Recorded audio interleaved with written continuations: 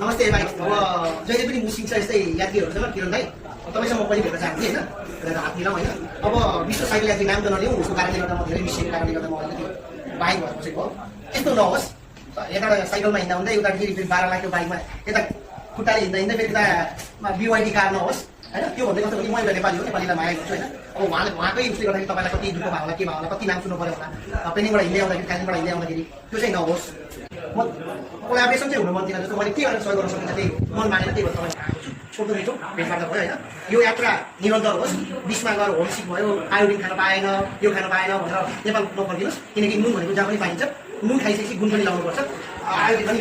मैले चाहिँ सानो उपहार, किनकि यो किरण दाइको तर्फबाट यो चाहिँ कस्तो भने टोपी, यो चाहिँ चार्जिङवाला टोपी हो। ठ्याक्क लगाइसकेपछि तपाईँ हिँड्दाखेरि नभई नहुने टोपी यो, यस्तो गरेर लगाइसकेपछि तपाईँको यहाँबाट फ्यान आउँछ र तपाईँलाई नभई नहुने भने यो फ्यान चार्ज गर्न मिल्छ होइन।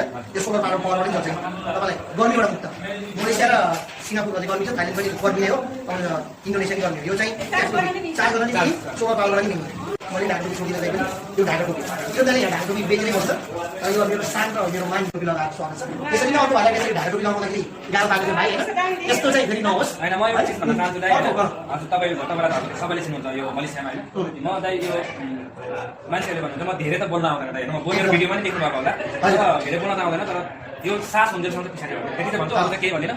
बिचमा केही भयो भने भइहाल्छ दाइ, नत्र भने पछाडि चाहिँ कहिले पनि एकदमै यति चाहिँ भन्छु। तिम्रो यो सासलाई नै अदम्बै हुन्छ होइन। अब भन्दा चाहिँ के अरे मलेसियाको व्यापारीहरू रोएर धरार कुन चाहिँ बाइकमा सरर नहोस् भनेर अहिले नेपाली ओरिजिनल नेपाली साथी हो, नेपालबाट आएको हामी सबैलाई छन् नि कुखुरा मचा डाइरेक्ट किन दाइकै हो।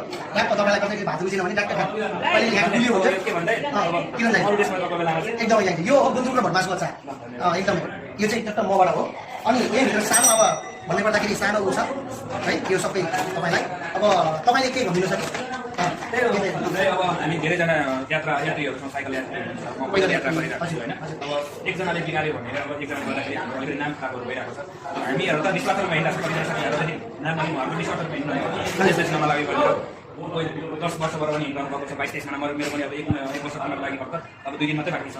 हिँडिरहेको छु हामी, अब कुनै ठाउँमा भोकै पनि हिँडेको छौँ होइन, कुनै ठाउँमा प्यासा पनि हिँडेको छौँ। त्यस्तो दिनहरू आइरहेको छ। फेरि पनि पछि हटेको छैन, त्यही हो।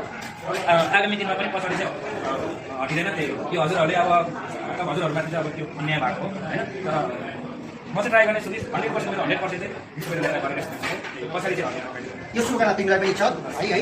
अब फलोस् फुलोस्, तपाईँको गन्तव्य निरन्तर अगाडि बढिरहोस्, ब्याग हट्ने काम नगर्नु, किनकि एकतालको झुटो सधैँको झुटो भने जस्तो त्यो भएको छ। तपाईँहरूलाई अन्याय भएको छ, त्यो म बुझ्छु। मैले चाहिँ अहिलेसम्म अब यस्तो राम्रो सबै कुरामा म्यानेज गरेर हिँड्दा इन चाहिँ मेरो राम्रो, मैले चाहिँ इन राम्रो जान्छु। त्यही इन चाहिँ